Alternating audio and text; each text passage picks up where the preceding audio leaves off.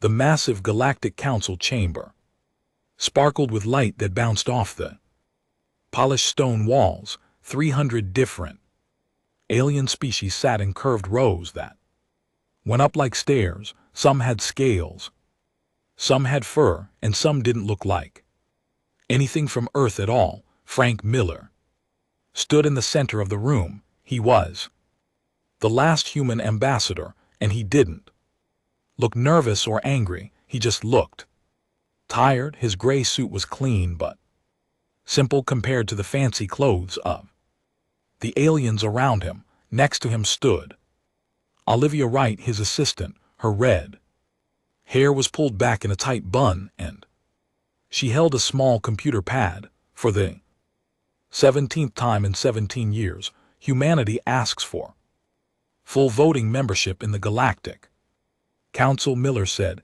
His voice was calm and clear in the large room. Hi. Chancellor Zextral looked down from his tall chair. He had blue skin and 7 fingers on each hand. He moved his hand in a way that showed he didn't care. The Council has looked at Earth's request and finds once again that humans have not yet reached the needed level for full membership, Zextral said. Miller nodded as if he expected this answer. I understand. What about our request for technology to help with Earth's earthquakes? The gravitic stabilizers would save many lives. Subcounselor Drev, a small green alien with large eyes, spoke up. Denied. Such technology is only for full members. Miller looked at Wright. She gave him a small nod. Very well, Miller said. In that case, Ambassador Wright has something to say. Wright stepped forward. The light made her red hair shine. As of this moment, Earth and all human colonies are leaving. All Galactic Council treaties, trade agreements, and defense pacts. We will go back to our own solar system and put up a boundary that no one may cross. Room went completely quiet. None of the aliens spoke. Some looked shocked and others looked confused. You cannot simply walk away, said Chancellor's Extral. His voice wasn't calm anymore. Miller smiled for the first time that day. Actually, we can, and we are. Tall insect-like alien called Clack stood up. This is foolish. Your people need our protection. The galaxy is full of dangers. We have managed to protect ourselves, Wright replied. In fact, many of your ships use defense systems designed by humans, systems you never gave us credit for. Another alien, this one with purple skin, spoke up. But they trade routes. Your colony on Proxima B supplies food to 12 worlds. Those worlds refuse to vote for our membership. Miller said they can find new food sources. Wright held up her pad. We have already sent messages to all human ships, colonies, and outposts. Everyone is packing up and heading home as we speak. The aliens began to talk all at once. Some were angry, some were worried, and some were trying to offer deal. Zextral banged his hand on his desk. Silence. Ambassador Miller, surely we can discuss this. Perhaps some kind of special status for Earth with some technology sharing. Miller shook his head. For 70 years, humans have been good enough to trade with, good enough to fight in your wars, and good enough to solve your engineering problems, but not good enough to have a vote. We're done waiting. He turned to Wright. Send the final signal. Wright touched her pad. Across the galaxy, human ships began powering up their engines. Human bases began shutting down. Human traders closed their shops. Human doctors treated their last alien patients. Council session starts at the same time next week, Zextral said, trying to sound in control. We expect Earth's representatives to be here Miller turned his back on the council. "Don't wait for us," he said as he and Wright walked out of the chamber. Humanity has left the building. Behind them, the council erupted into chaos as the reality sank in. Humans had always been treated as a minor race, barely worth noticing. No one had stopped to consider what would happen if they simply walked away. They were about to find out. Commander Diane Scott stood on the bridge of the EFS Resilience. Through the large window, she watched hundreds of human ships gather. There were mining ships with their big scoop science, vessels with their bubble-shaped labs, and the strong warships of Earth's defense fleet. They all moved into perfect lines, ready to leave. "Status report," Scott asked. Her dark hair was cut short and her blue uniform was crisp and clean. Lieutenant Alan Rodriguez looked up from his screen. "All human people have been taken off council stations. The last trading posts are closing now. We got messages that our buildings on all major worlds have been emptied and locked." Scott nodded. "And the message, boys? They are in place at all major space paths," Commander Rodriguez said. "Anyone who tries to enter Sol space will get clear warnings in all languages." The communication system made a soft sound. A bug-like alien with clicking mouth parts appeared on the screen. It was a Nulthurian trade representative. "Commander Scott, please think again," the alien said. Its voice sounded worried. "The food shipments from your colony on Proxy Mub, my world needs them for I'm sorry, Ambassador Scott cut in. The decision is final. We offered fair deals for technology to help us deal with Earth's earthquakes. You chose to block it. Now we choose to leave." The Nulthurian kept talking, begging for humans to stay, but Scott had heard enough. She made a hand signal to her crew. The message went out to all human ships across council space. It was time to go. All over the galaxy, human ships turned on their engines at the same time. They left behind empty bases, closed trading posts, and automatic warning beacons. The mass exit of humans had begun. On a small trading world called Zaire Aya, Sam Baker locked the door of his repair shop for the last time. For 20 years he had fixed alien tech that no one else could understand.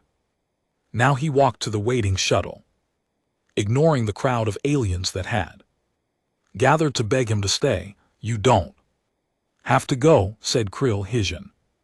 "Neighbor, your shop is needed here." Sam smiled sadly. "I asked the local council for permission to bring my family here 3 times. 3 times. They said humans weren't allowed to settle permanently. Earth has called us home and ongoing." On the medical station orbiting Vidian Prime, Dr. Kate Powell packed her special medicines. She had created treatments for 12 alien diseases. In her time here, her assistant, a 4-armed alien named Glix, watched sadly the children in the East Wing. Glix said their treatment is not finished. Powell handed Glix a data pad. "These are the treatment instructions. I've made them as simple as I can. This is all I can do." Glix took the pad with shaking hands. "Will you come back?" Powell looked at her. "Alien friend, that's not up to me anymore." Across the galaxy, the same scene played out thousands of times. Humans who had built lives, businesses, and relationships in council space were packing up and leaving. Some left with anger, some with sadness, but all with a sense that this day had been coming for a long time. Back on the Resilience, Commander Scott watched the first wave of ships jump to faster than light Travel, they would all meet at the edge of Sol system where Earth's massive defensive platforms waited to welcome them home. Message from the council. Rodriguez said they're offering emergency talks. They want to discuss temporary concessions until a more permanent solution can be found. Scott smiled without humor. Too late, sent this reply. Earth is no longer listening. As the Resilients prepared to join the Exodus, Scott thought about the aliens they were leaving behind. For decades the Council had used human innovation, human labor, and human minds without giving humans a real voice. Now they would see what the galaxy looked like without humanity's helping hand. Take us home, Lieutenant Scott said.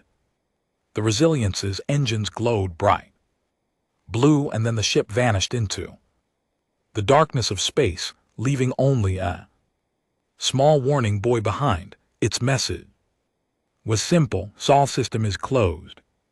Trespassers will be removed by force. The great human exodus had truly begun. 6 months after the humans left, first Minister Calathar of the Prian Conclave sat at her desk. Her blue skin looked pale as she read the reports. The news was bad, and it was getting worse every day. These numbers can't be right, she said to her aide Gregory Foster. Foster was one of the few humans who had chosen to stay in Council space after most humans went back to Earth. I'm afraid they are right, Minister, Foster said. His face was serious. The Helverin mining group has gone broke without human engineers taking care of their quantum drills. They can only mine 30% of what they used to. Kethar's 3 eyes blinked in surprise, but the quantum drills were Helverin technology. Foster shook his head. Helverin designs. Yes, but only humans really knew how to keep them working well and fix them when they broke. That knowledge has gone back to Earth with them. What about the medicine makers on Jovian Station? Surely they don't need humans for the newest batch of medicines for the farming worlds failed the safety tests. Foster cut in. The medicine makers were programmed by human scientists without humans there to update the programs as diseases change. He didn't finish a sentence. He didn't need to. They both knew what it meant, but the Council always said humans were a small, unimportant race. Cathar said quietly. Barely worth having as associate members. Foster's face didn't show any emotion. That was the official view. Yes, outside the window of the minister's office, people were starting to gather in the streets. They carried signs demanding food and medicine. On the other side of the galaxy, in the Varsidian shipyards, production master Dex stood in an empty building that used to be full of workers and noise. Now half the workspaces were empty. The ships being built were far behind schedule. Where is the problem? Asked High Commander Voss, who had come to see why the new warships were late. Humans, Dex said simply. 40% of our best engineers were human. They understood how the new warp drives worked. Without them, we have to learn everything from the beginning. Voss made an angry sound. Surely our own people can do what humans did. Dex pointed to a half-built ship. That engine was designed by humans. Yes, we can learn to build it ourselves, but it will take years and not months. Humans think differently than we do. They see patterns we miss. In the council chambers on the Central World, the alien leaders were meeting in an emergency session. The room was full of angry voices. The farming worlds need medicine now, shouted the representative.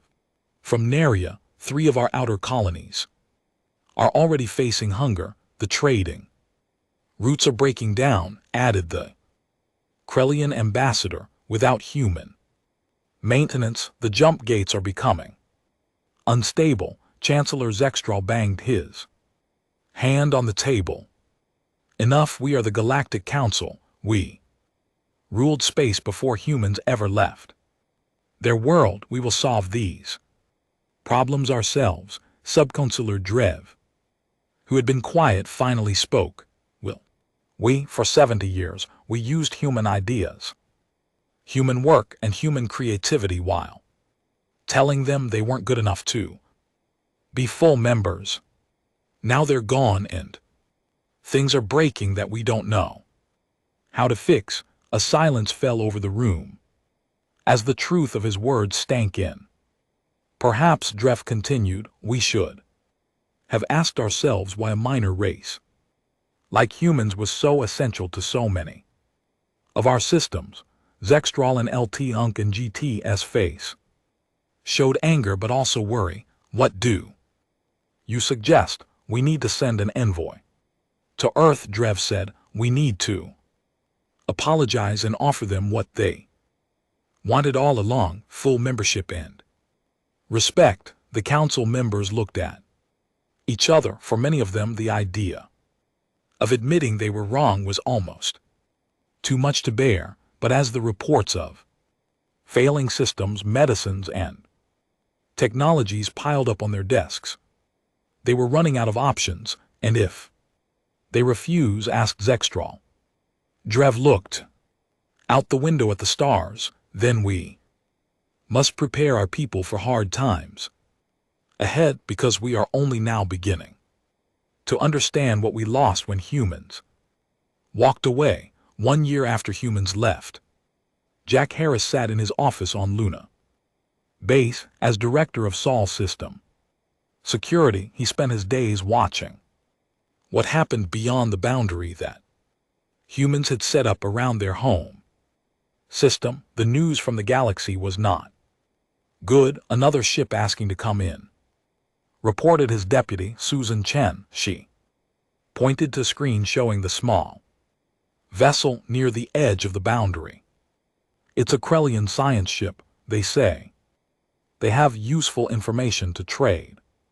Harris raised one eyebrow. What kind of information? Their space communication network is breaking down.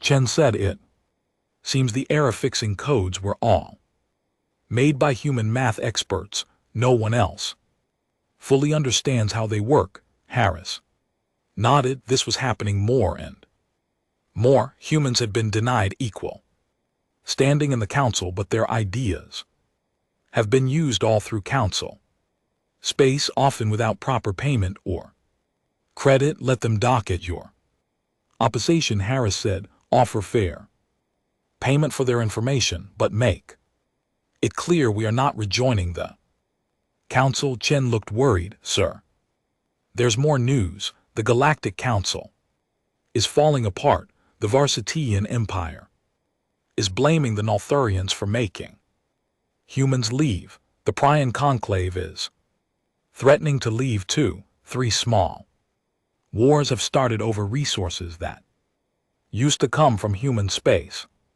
Harris watched the desperate Krellian ship approach the boundary on his screen. The ship looked damaged and low on fuel. Let them come, he said quietly, and get ready for more visitors. The council is starting to learn that humans weren't just members of their galactic community. We were the glue holding much of it together. In the meeting room next door, Olivia Wright was talking with Earth's leaders. Wright had been a human ambassador to the council. Now she was Earth's Minister for Space Affairs.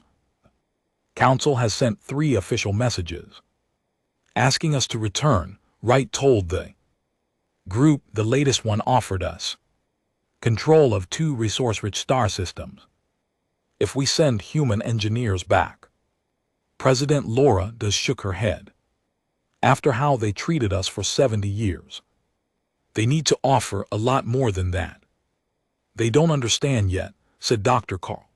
Warren, head of Earth Science Division, they think this is about resources or territory. They still don't see what humans really brought to the galaxy. Wright touched a control and a big screen lit up. It showed a map of Council space with red dots showing where systems were failing, where conflicts had broken out. It's getting worse every month, Wright said. The quantum communication network is running at 40% capacity. Trade between star systems is down by 60%.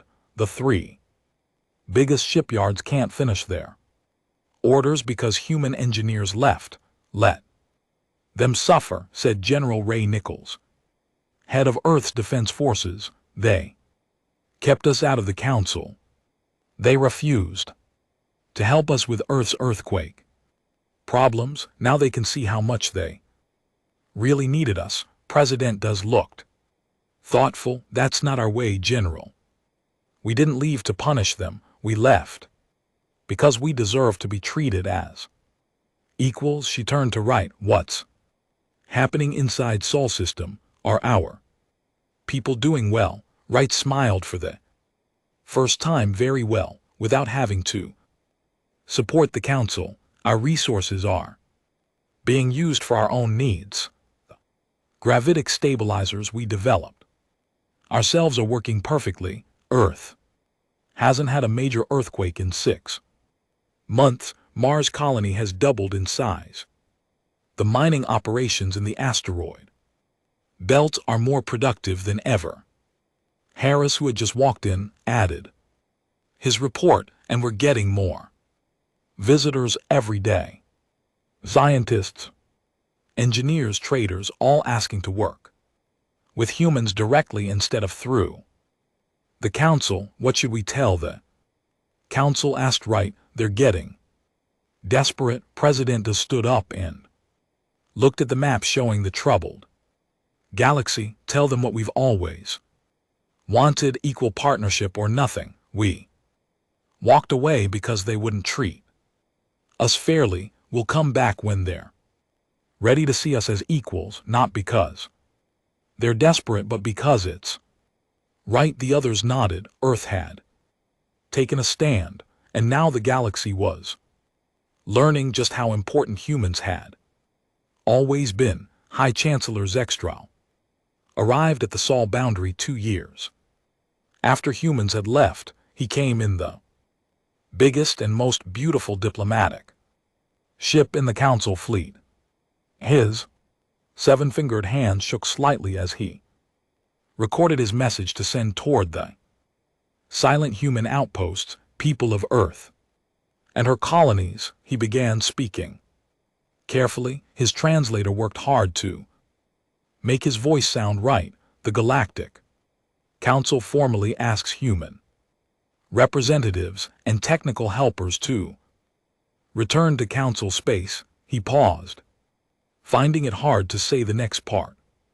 We are ready to offer full membership with all benefits. The recent problems have shown the valuable help humans give to galactic stability. There was no answer for many hours. When a response finally came, it wasn't from a high-ranking official. It was from Boundary Officer Lisa Patel. Your message has been received, Chancellor, she said. Her face showed no emotion.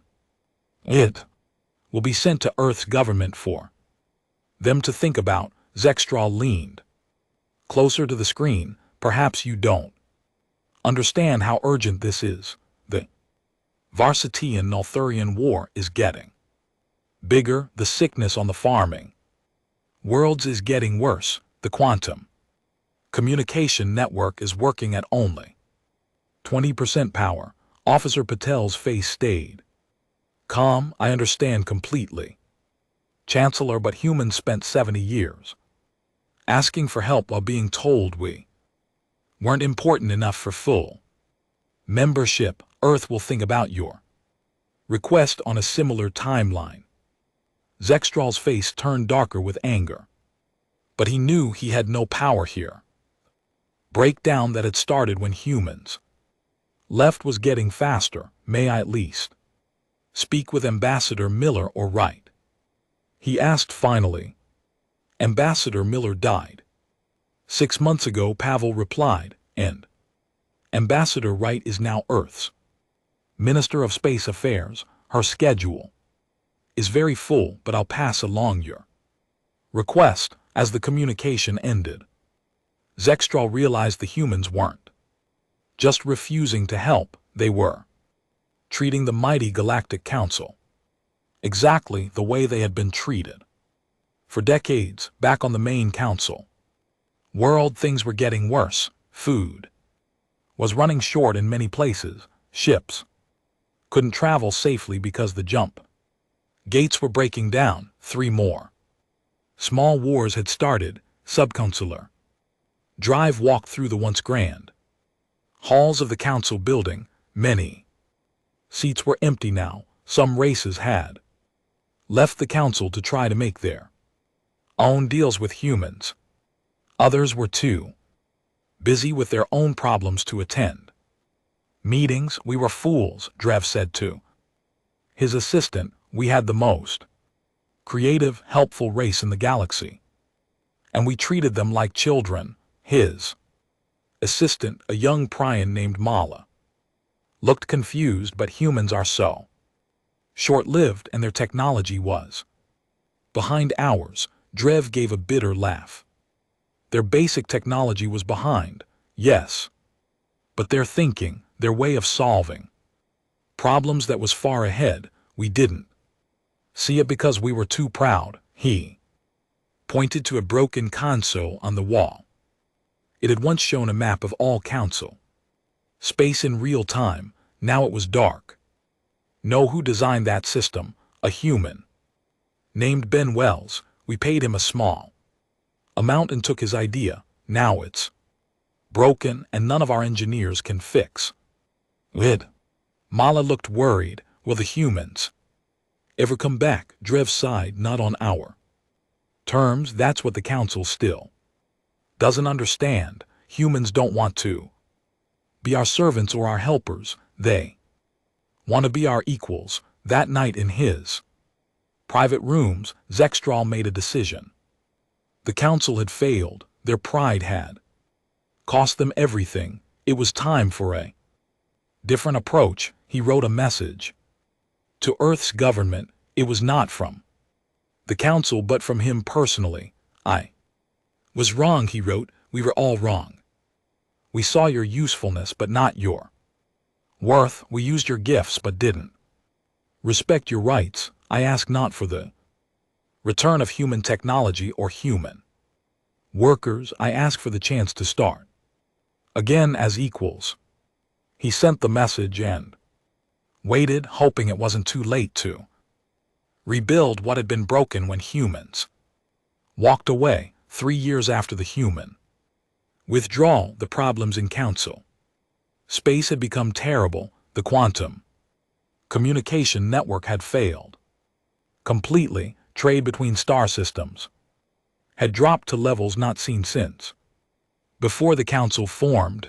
The Varsitian Nultheran War had pulled in 12 other species and showed no signs of ending. Dr. Carl Warren, now head of Earth's Advanced Sciences Division, looked at the latest reports from beyond the boundary. He felt both satisfied and sad as he showed the information to his colleague, Dr. Patricia Mendes. They still don't understand, do they? He asked her. Mendes shook her head.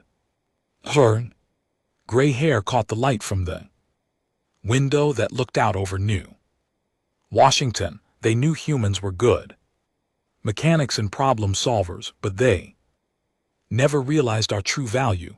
Warren pointed to the screen showing the worsening situation in council space.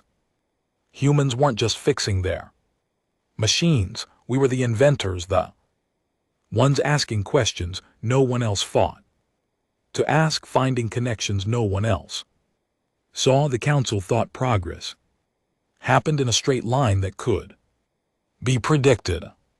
Mendes added, they never understood that human curiosity and our different way of thinking were driving most of the big breakthroughs. Warren showed another screen displaying Earth's busy cities protected by the gravitic stabilizers they had developed on their own after being denied council technology by trying to keep us dependent. They only pushed us to become more self-sufficient, he said, and now they found out that without human creativity, their own progress has stopped. The most recent message offered us 4 resource-rich star systems in exchange for sending human scientists back, Mendes noted. Warren and LT Unk and GT's face hardened. Too little too late. We offered fair partnership and were treated as less important. We won't make that mistake again. At the main Earth Defense Station, Jack Harris met with Olivia Wright. They have both received personal messages from aliens they had once worked with in council space. My old Prion contact says 3 major farming worlds are facing food shortages. Harris said disease has hit their crops and without human bioengineers they can't develop new treatments fast enough. Wright nodded. Chancellor Zextral sent me a personal message, not as chancellor, but as himself. He actually apologized. Harris looked surprised. That's new. The council races don't like to admit they're wrong. He asked for a new start. Wright said as equals this time. Do you believe him? Wright looked out at the stars. I believe he's desperate. Whether that desperation leads to real respect is another question. In his office on Mars colony, President Daz met with the leaders of Earth's new allies, representatives from 3 alien races that had left the council sat around the table. We want to be clear, said Kerr of the Prion Conclave. We are not asking to join Sol system as junior partners. We offer full alliance with shared technology and open borders. Does studied the alien carefully. Your people voted against human membership in the council for many years. Core lowered all 3 of her eyes. Yes, and we were wrong. We believe the old stories about humans being too emotional, too unpredictable. We didn't see that those same qualities made you the best problem solvers in the galaxy. And now Does asked. Now we see clearly. Kohler said, when humans walked away, progress walked with you. Council races are fighting over scraps while human worlds grow and thrive. Daz looked at his advisors. Wright nodded slightly. We will consider your offer. Daz said, but understand this, we will never again accept being treated as less than equals. As the meeting ended, Wright stayed behind with Daz.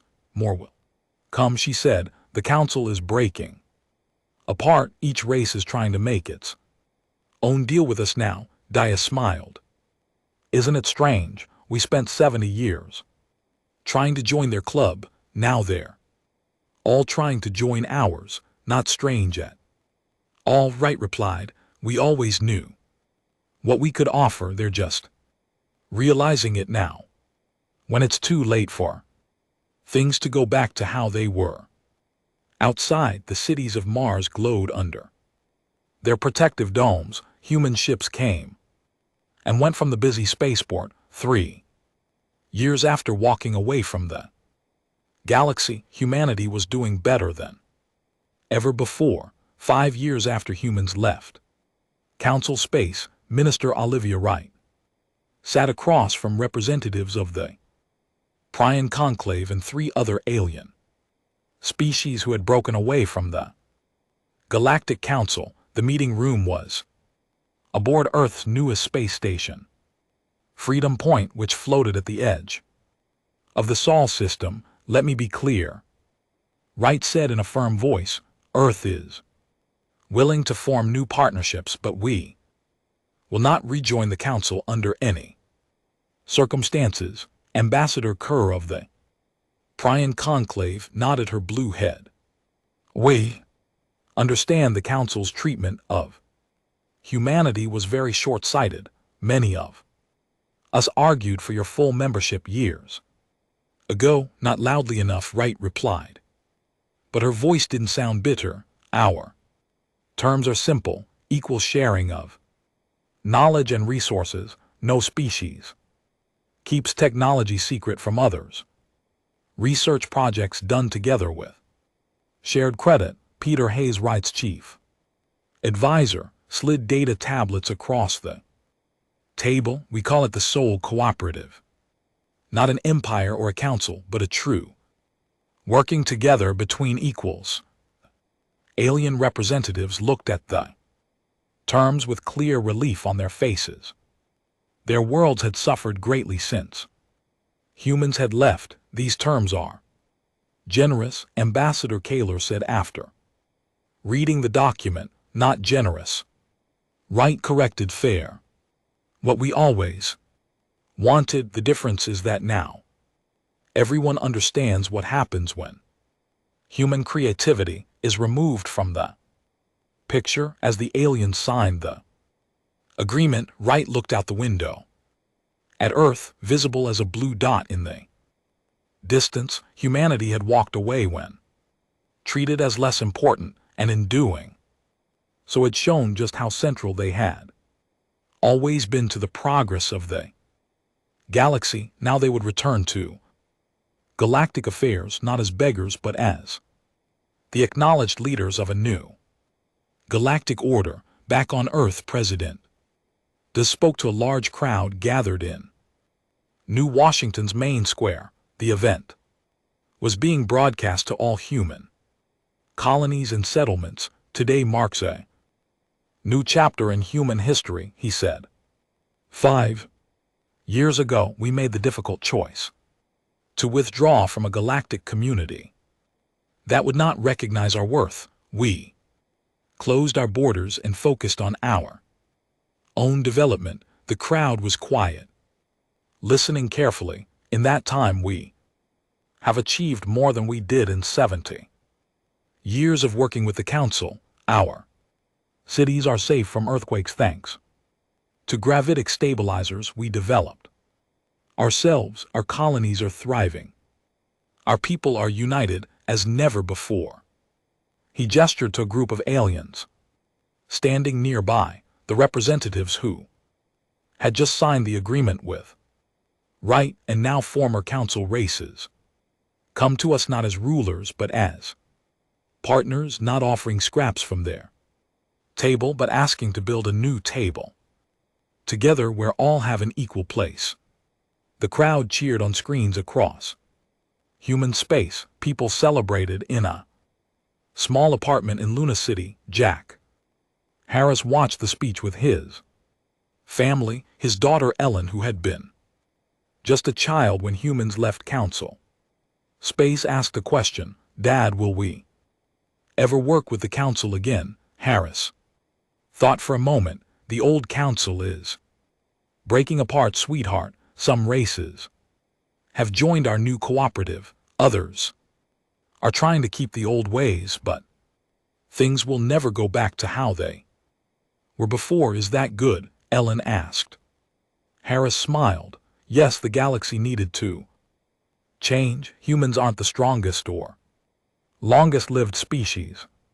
We don't have the most advanced basic technology, but we have something special, a way of thinking, of connecting ideas, of seeing possibilities that other races often miss, and they didn't value that. Ellen said she had learned this history in school. No, they didn't, Harris agreed.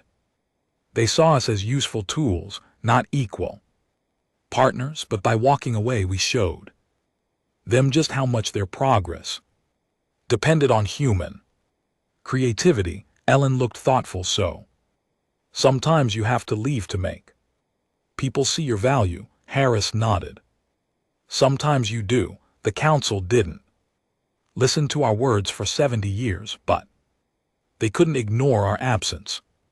Outside the window, ships from a dozen worlds moved through space around Luna. Not council ships now, but vessels of the new Sol Cooperative. A partnership of equals built on mutual respect and shared innovation. The galaxy was changing and humanity was leading the way. A decade after humans walked away, the former High Chancellor Zextral was granted permission to visit Earth. He was no longer the leader of the Galactic Council, now he was just a citizen of the much smaller Varsidian territories. The once mighty council had broken into pieces, with many worlds joining the Sol Cooperative and others struggling alone.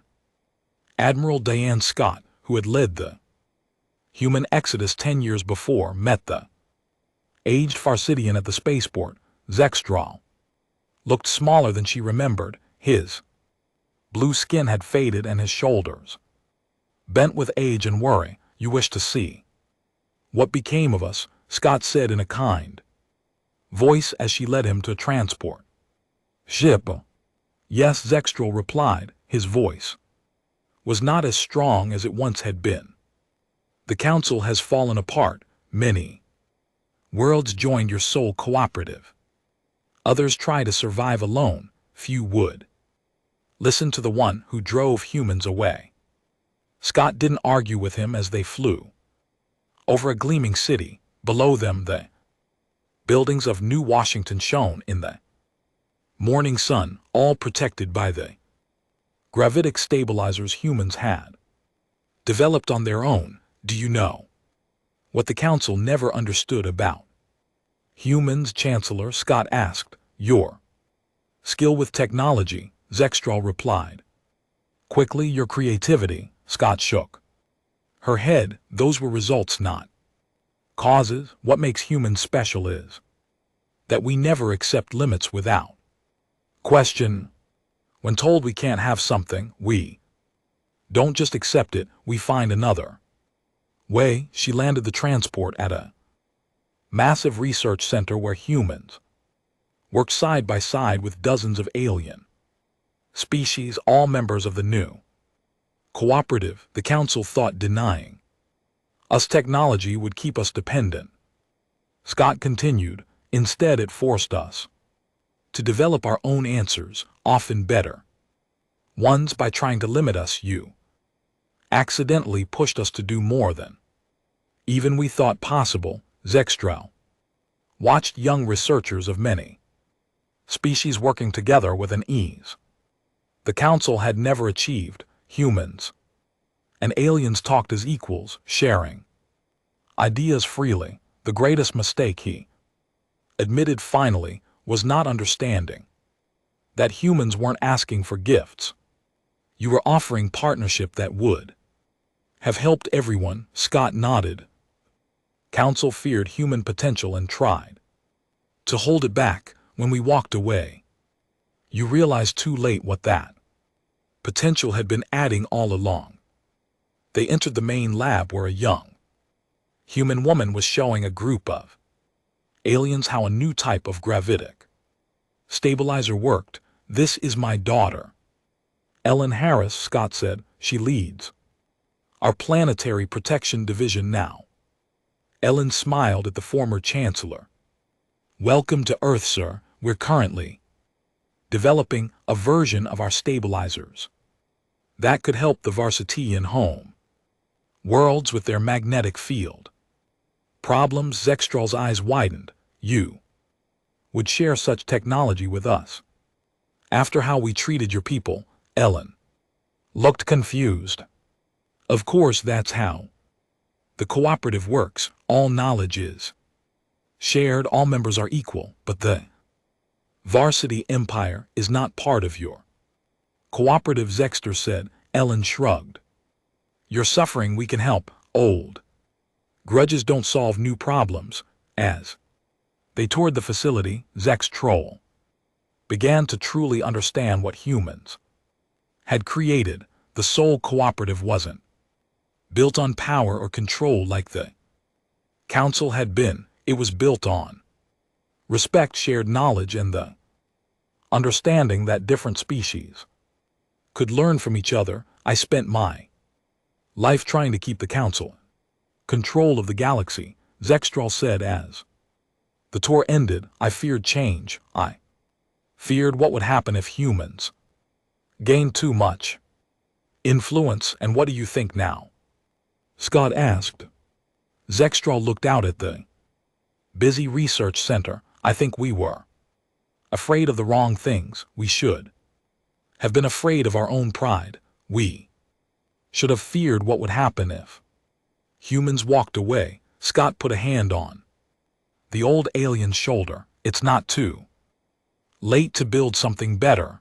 The Varsitian worlds would be welcome. The cooperative, as equals, not rulers. As equals, Zextral repeated. The idea that had once seemed so threatening now felt like hope. Perhaps it is time for the Varsitians to learn what the council never could. That true strength comes not from control, but from cooperation. As the sun set over Earth, the planet that had once been dismissed as home to a minor race now stood at the center of a new galactic order. Humans had walked away when denied respect, and in doing so had changed the course of history for thousands of worlds.